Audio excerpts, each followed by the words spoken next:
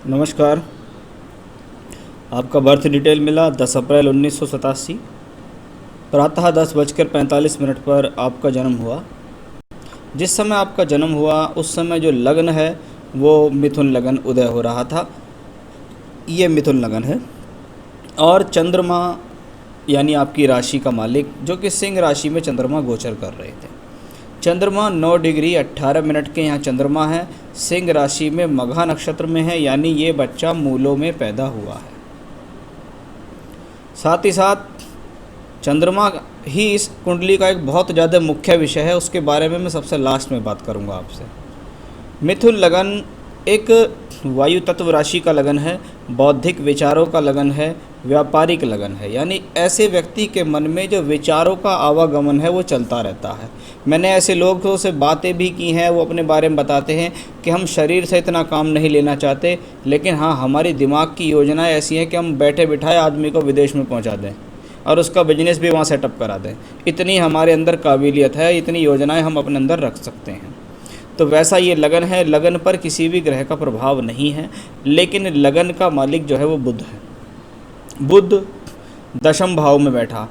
दशम भाव यानी 10वां घर जो है कुंडली में कर्म स्थान कहलाता है। लग्नेश का दशम में जाना व्यक्ति को कर्मशील बनाता है, वर्काहोलिक बनाता है, यानी वो अपने स्वयं के बल पर कर्म करने में सक्षम है। बुध दशम भाव में बैठा है, नीच का है। जब लग्नेश दशम में बैठ के नीच का हो तो ये व्यक्ति को आत्मिक संतुष्टि नहीं देता। काम व्यक्ति करता है लेकिन संतुष्टि नहीं मिलती। साथ में बृहस्पति हैं जो अपनी ही राशि के होकर वहाँ बैठे हैं। इसको कहते हैं बुध जो नीच के हुए हैं उसका नीच भंग राजयोग कर दिया बृहस्पति ने। यानी ये नीच भंग राजयोग के फल व्यक्ति को जीवन में धीरे धीरे करके मिलते हैं। 30, 35, 40, 50, यानी जो स्थिति 30 में है वो 35 में नहीं है, वो जो 35 में है वो 40 में नहीं है। स्टेप बाय स्टेप प्रोग्रेस होती है। बृहस्पति का राहु के साथ संयोग इतना क्लोज अगर हो जाए तो ये बहुत अच्छा नहीं है। बताता हूँ किस लिए। बृहस्पति और राहु के बीच में यहाँ 2 डिग्री के आसपास का फासला है बस। जब गुरु राहु किसी कुंडली में एक साथ हों, क्योंकि राहु रेट्रोग्रेड होता है, वक्री चलता है, तो राहु चल रहा है इस तरफ, बृहस्पति जा रहा है उस तरफ, यानी दोनों एक दूसरे के नज़दीक आ रहे हैं। और बृहस्पति कहलाता है सामाजिकता, विवेक, बुद्धिमता, यानी ऐसे लोगों के अंदर इस प्रकार की कमी होती है। यानी 2 दूनी 4 दुनिया जानती है, लेकिन 2 दूनी 4 क्यों होते हैं उसके पीछे लोगों ने कम शोध किया है। साथ ही साथ जब मैं बृहस्पति राहु की बात करता हूँ, मैं बौद्धिकता में कमी जानता हूँ ऐसे लोगों में कि भाई आपके अंदर मेरे हिसाब से मैच्योरिटी लेवल ज़्यादा बेहतर नहीं है। आप बुद्धि बहुत अच्छी रखते हैं, इसमें कोई संदेह नहीं है, आपकी पकड़ बहुत अच्छी है, लेकिन आपको सामाजिक समझ नहीं है। ऐसे लोगों में रिश्ते की समझ होना, सामाजिक समझ होना, किसी चीज़ की प्राप्ति करके उसको चलाना, जैसे ये बिजनेस के भाव में बैठा है। दसम भाव में गुरु राहु का सहयोग व्यक्ति को काम धंधे के लिए समझदारी जो है वो देरी से आती है। अब ऐसे लोग किसी के चढ़ाए में भी आ जाते हैं। अगर इनको किसी ने भड़का दिया ना हल्का सा भी, तो कभी कभी ऐसे लोग कहते हैं हाँ भाई तू ही ठीक बोल रहा है, वास्तव में तेरी बात ठीक है, लेकिन वो आपके लिए ठीक नहीं है। ऐसे लोग मैंने बहुत देखे हैं जो अपने घर वालों की बातों पे तो इतना विश्वास उनको होता नहीं है जितना बाहर के लोगों पे तुरंत विश्वास हो जाता है। इस योग से बचिएगा, नहीं तो लोग बाग आपका फ़ायदा भी उठाएंगे भविष्य में, क्योंकि वो आपको समझ जाएंगे कि आप किस प्रकार की बातें सोचते हैं, और इनसे आपके जीवन में डिस्प्यूट्स भी फैल जाएगा। धीरे धीरे समझदारी आएगी, परिस्थिति को समझिएगा। देखो दूसरा योग सूर्य राहु का, सूर्य भी यहाँ राहु के नज़दीक है। अब सूर्य है पिता का कारक। एक तरफ तो आप पिता के साथ काम करते हैं, दूसरी तरफ पिता से आपकी बनती नहीं है। तो सूर्य राहु, पिता के लिए आप काम करते हैं, पिता आपका अप्रिशिएट नहीं करते, बस उनको तो काम चाहिए, ना वो अप्रिशिएट करते, ना वो आपको प्यार करते कि प्यार की कमी है या कुछ है। लेकिन जहाँ तक मैं समझ पा रहा हूँ कुंडली में ये योग तो है कि पिता पुत्र से संबंधित प्रॉब्लम होगी, लेकिन मैं ये समझ रहा हूँ ये कहीं ना कहीं आपके फ़ायदे के लिए कुछ ना कुछ यहाँ हो रहा है। यहाँ वो संकेत नहीं है कि आपके फादर आपको चाहते ही नहीं, वो आपको प्यार ही नहीं करते, वो चाहते हैं कि भाई इससे गधे की तरह काम लेते रहो, बाकी और कुछ मत करो। क्योंकि जब दसम भाव में बृहस्पति भी है, बुध भी है, तो ये कहीं ना कहीं कॉम्बिनेशन जीवन में सुख शांति प्रदान करने वाला भी है, आपको रहने के लिए मकान भी मिल रहा है, आपके पास पैसा भी रहेगा। हाँ, आपने मुझको एक बात लिख के दी थी कि मेरे को कोई सोर्स ऑफ इनकम प्राप्त नहीं हो रही है, या तो वो आपका कोई महीने का खर्चा बांध दें या आपको कोई पैसे दे दें। हो सकता है वो आपको इस काबिल अभी समझते ही ना हो कि भाई ये व्यक्ति जो है अपने जीवन में इसको बड़ा अमाउंट अगर पकड़ाएंगे तो कैसा रहेगा, क्योंकि मुझे कुछ चीज़ों की इसमें कमी लगी है।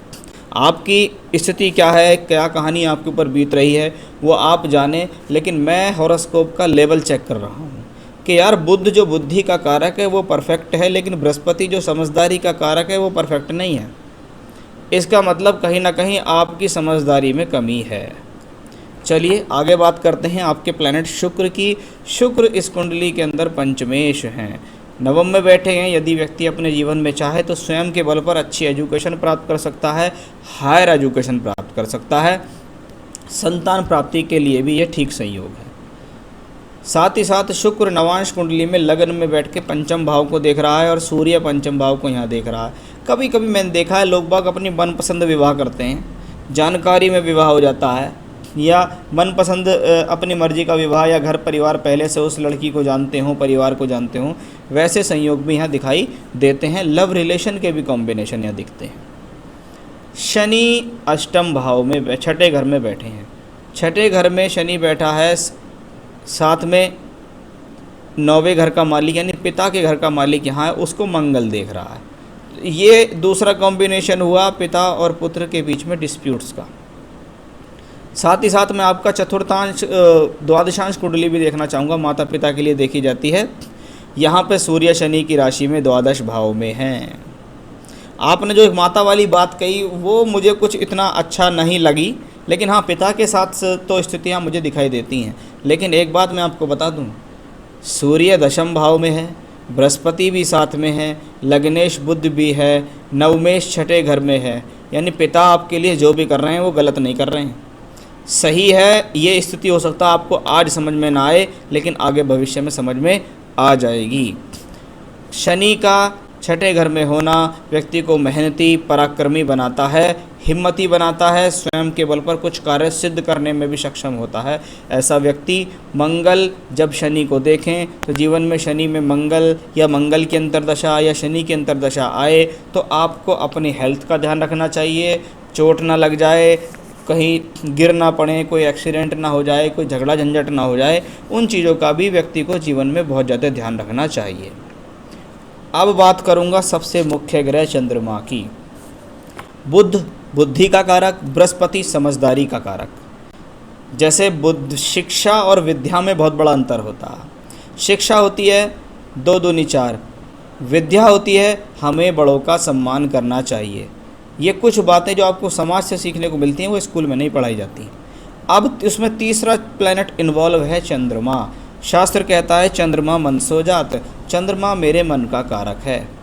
मेरे मन ने अगर कोई बात को स्वीकार कर लिया या मेरे मन में अगर कोई बात अंदर आकर बैठ गई तो उसको निकालना मुश्किल होता है। चंद्रमा कुंडली में सूर्य की राशि में बैठा। पहली बात, सूर्य की राशि में, सूर्य की राशि राजसिक राशि है, रॉयल साइन की राशि है, यानी व्यक्ति अपने जीवन में चाहता है कि मैं किसी के ऊपर रूल करूं, स्वतंत्र विचार मेरे हैं और मेरे स्वतंत्र विचार मेरे काम आने चाहिए। पहली बात। दूसरी प्रॉब्लम, पहला तो ठीक है, दूसरा है प्रॉब्लम, क्योंकि चंद्रमा यहाँ 9 डिग्री 18 मिनट का केतु के नक्षत्र में है। ये मन में अवसाद या परेशानी या टेंशन देता है। अब यहाँ शुक्र देखिए, शुक्र एक शौक पसंद प्लेनेट है। ये चाहता है घूमो फिरो, मस्ती करो, मौज मस्ती करो, सब करो।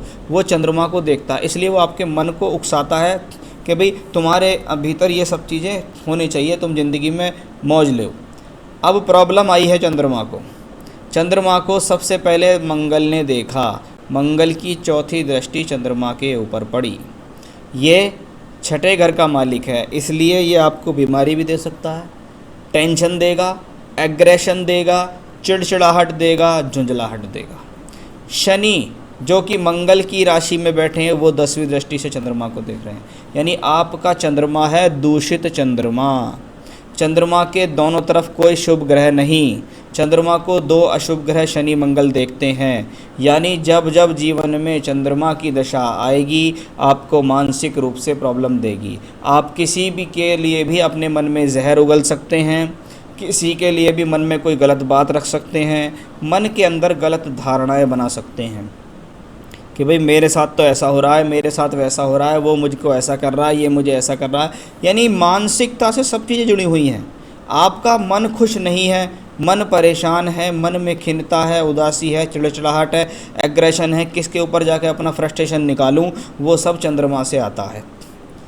अब प्रॉब्लम नंबर 3 शुरू होती है कि भाई साहब 2015 से, मई 2015 से आपको चंद्रमा की ही दशा शुरू हो गई।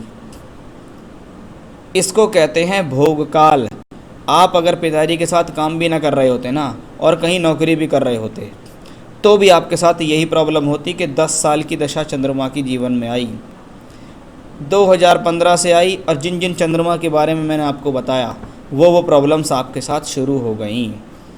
आपने कहा कॉन्ट्रैक्टर का बिजनेस पिताजी के साथ कर रहा हूँ, इंडियन रेलवेज़ का, कैसा रहेगा फ्यूचर, 3 साल से काम कर रहा हूँ पर पिता से पैसा नहीं मिलता, कोई शाबाशी नहीं मिलती, कोई अच्छा नहीं मिलता। सर मुझको ऐसा लगता है कि ये समय आपके लिए एक ऐसा है कि भैया जो मिल रहा है चुपचाप ले लो, क्योंकि चंद्रमा यानी 2025 तक आपको कोई शाबाशी नहीं मिलने वाली, आपको कोई वाह नहीं मिलने वाली। क्यों नहीं मिलने वाली है ये बता देता हूँ। देखिए नवांश कुंडली जहाँ पे ग्रहों का बल देखते हैं वहाँ चंद्रमा फिर से राहु केतु अक्ष में और मंगल की चौथी दृष्टि से प्रभावित। दशमांश कुंडली जो कर्म के लिए जाती है, कर्म फल जो काम मैं कर रहा हूँ, दूसरा है मेरी जॉब या मेरा प्रोफेशन और मेरा वर्क, क्या अप्रिशिएट होगा, क्या वाहवाही मिलेगी, क्या सब कुछ अच्छा होगा। चंद्रमा यहाँ 8वें घर के मालिक हैं, 12वें घर में नीच के होकर बैठे हैं। मुझको सर ऐसा लगता है कि आपको अपने वर्क में इम्प्रूवमेंट लाना चाहिए, क्योंकि चंद्रमा की एक तो दशा खराब, ऊपर से आपको ये दशा 10 साल की मिल गई। सारी स्थिति आपके ऊपर बीतनी है क्योंकि ईश्वर ने आपको इस प्रकार का भोग बना के दिया है। अब इसको लड़ झगड़ के समय को निकाल लो, शांत रह के निकाल लो, परेशान हो के निकाल लो, कैसे भी निकाल लो, लेकिन भाई साहब 2025 तक आपको निकालनी पड़ेगी। क्योंकि ज्योतिष शास्त्र में कितने भी अच्छा कुंडली में योग बन रहे हों, लेकिन सही समय पर अगर सही दशा नहीं मिलती तो व्यक्ति को प्रॉब्लम्स होती हैं। रहने के लिए मकान मिल रहा है, खाने के लिए खाना मिल रहा है, कपड़े मिल रहे हैं, सुविधाएं मिल रही हैं, वाहन का प्रयोग मिल रहा है, ये सब घर से मिल रहा है, लेकिन मानसिक संतुष्टि नहीं मिल रही है, मन के अंदर प्रॉब्लम मिल रही है, वो दशाओं से मिल रही है। मैं समझता हूँ चंद्रमा की दशा 2025 तक है और उसके बाद आएगी आपको मंगल। चंद्रमा से कुछ बेहतर है मंगल आपका 7 साल का, लेकिन चंद्रमा की दशा आपको आई है जीवन को सिखाने के लिए। इसलिए सीखिए। आप इसको ऐसे समझ सकते हैं कि ये एक ऐसा टीचर है जो डंडे के अलावा बात नहीं करता। यानी ये दशा ऐसी है कि आपको डंडा भी मारेगी, पीटेगी भी, परेशान भी करेगी, मानसिक परेशान भी करेगी, शारीरिक परेशान भी करेगी। उसको आप ये समझ लीजिए वो आपके भाई बहन हों, चाहे आपके रिश्तेदार हों, चाहे आपके फादर हों, लेकिन आपको यहाँ मानसिक रूप से प्रबल तो होना पड़ेगा, नहीं तो इसका कोई सलूशन नहीं है। कुछ उपाय मैं आपको बता दूंगा, लेकिन आपको अपने अंदर मानसिक संतुष्टि पालनी पड़ेगी। अगर ऐसे में आप कहीं कोई बिजनेस कर रहे होते ना, चौपट हो जाते, बिल्कुल फेल हो जाओगे। 2025 तक अपने आप बिजनेस करने की मत सोच लेना, लेकिन बर्बाद हो जाओगे, नहीं तो ध्यान रखना। साथ ही साथ अगर ऐसे समय में आप किसी जॉब में होते तो जॉब में इतने परेशान होते कि 10 साल के अंदर कम से कम 5-6 बार नौकरी छोड़ देते आप। वो सारी कंडीशन मुझे आपके इस चार्ट में दिखाई दी है, क्योंकि चंद्रमा आपका प्रॉब्लम में है, प्रॉब्लम आपके अंदर ज़्यादा है। मैं समझता हूँ सामने वाले की स्थिति में इतनी प्रॉब्लम नहीं है, और अगर है तो वो आपके भोग में है कि जी मेरे साथ तो ऐसा ही होना था। इसलिए उसको स्वीकार करो, खराब स्थितियों को स्वीकार करो, उसको झेलो, उससे सीखो, तभी आप अपने जीवन में कुछ तरक्की कर पाओगे। क्योंकि बड़े फ्यूचर फादर के साथ काम कर रहे हो, यही आपको करना है। आप यहाँ पूछने लगे हो कि मेरा अपना घर कब, आर्थिक स्थिति कब। देखो बुध इसमें चौथे घर का मालिक है, वो वापस इसको देख रहा है। इसका मतलब है व्यक्ति के पास आज के समय में भी घर का सुख तो है, और व्यक्ति स्वयं के बल पर भी घर का सुख प्राप्त करेगा, लेकिन बुध राहु की दशा में। और राहु की दशा कब आएगी? राहु की दशा आएगी भाई साहब आपको 2032 के बाद। यानी 2032 के बाद ही आपके जीवन में आएगा वो समय जिसमें आप अपने जीवन के अंदर अच्छे सुख साधन का भोग करोगे या स्वयं के बल पर मकान बनाओगे। आर्थिक स्थिति कैसी रहेगी? जीवन में जब भी पैसे से संबंधित कोई बड़ी समस्या आएंगी, आपके पैसे का इंतजाम हो जाएगा। बृहस्पति आपके 10वें घर में बैठा है, आपको उस चीज़ के लिए खर्चा मिल ही जाएगा, कैसे भी मिले। माता पिता से मेरे संबंध अच्छे नहीं हैं, मदर से तो मुझे इतना नहीं दिखाई दिए, लेकिन हाँ फादर से तो दिखाई दिए हैं और वो भविष्य में सुधर जाएंगे, ऐसी कोई बात नहीं है। पैसे के हिसाब से ये हॉरोस्कोप भविष्य के सीख है। अब आपको सक्सेस मिले, लोग बाग आपकी इज्जत करें, मान सम्मान मिले, शांति मिले, तरक्की मिले जीवन में, उसके लिए आप क्या करें, मैं आपको उसके लिए बताने जा रहा हूँ यहाँ उपाय। उपाय एक ऐसी चीज़ है, एक तो होता है प्रॉमिस कि जी मेरी तो हॉरोस्कोप में प्रॉब्लम ही है, वो मैंने आपको बता दी कि भैया प्रॉब्लम है, आपका भोग है। उपाय यानी रेमेडी से क्या होगा? रेमेडी से होगा कि आप अपने जीवन के अंदर उन उपायों को करते हुए इन सब चीज़ों से बाहर निकल जाओगे, इन सब परेशानियों से, दुविधाओं से, संकटों से आप बाहर निकल जाओगे। तो उन बाहर से निकलते हुए संकटों से जूझने के लिए, उनसे सफल होने के लिए आपको उपाय करने हैं। क्या करना है? आपको रोज़ सुबह नहाना धोना है, उसके बाद 3 बार हनुमान चालीसा का पाठ करना है। एक ही बार में लगातार 3 बार हनुमान चालीसा का पाठ करना है, पहली बात। दूसरा, रुद्राष्टकम का पाठ करना है। रुद्राष्टकम गूगल पे मिल जाएगा, तो रोज़ाना रुद्राष्टकम का पाठ करें। भगवान शिव का स्तोत्र है, इसमें 8 श्लोक हैं। तो 3 बार हनुमान चालीसा, 1 बार रुद्राष्टकम का पाठ करें। मंगलवार का प्रसाद हनुमान जी को चढ़ाएं। शनिवार की शाम को सरसों के तेल का दीपक का दिया पीपल के नीचे जाके जलाएं। तो ये तो हैं उपाय। उसके अलावा मेडिटेशन कर सकते हैं तो करें, योगा कर सकते हैं तो करें, रनिंग करें, योगा करें, प्राणायाम करें, जिम जाएं, कुछ भी करें, लेकिन अपने लिए शारीरिक वर्कआउट ज़रूर करें और थोड़ा सा मानसिक वर्कआउट यानी मेडिटेशन वगैरह भी आप करें। जब इन सब पूजा पाठ को और इन सब चीज़ों को एक साथ आप अपनाएंगे, आप देखना, अगर आपने ये 4-5 महीने लगातार कर लिए, आपको खुद लगने लगेगा कि यार जीवन में बहुत सारी गलतियाँ मेरी भी थी, जिससे मैं अब छूट चुका हूँ और मुझे बहुत सारी आराम मिल चुका है। तो उपायों में ये शक्ति है, रेगुलर करोगे तो लाभ होगा। मैं आपको कोई स्टोन के बारे में बात करूं तो मैं आपको यहाँ पन्ना पहनने की ही सलाह दूंगा।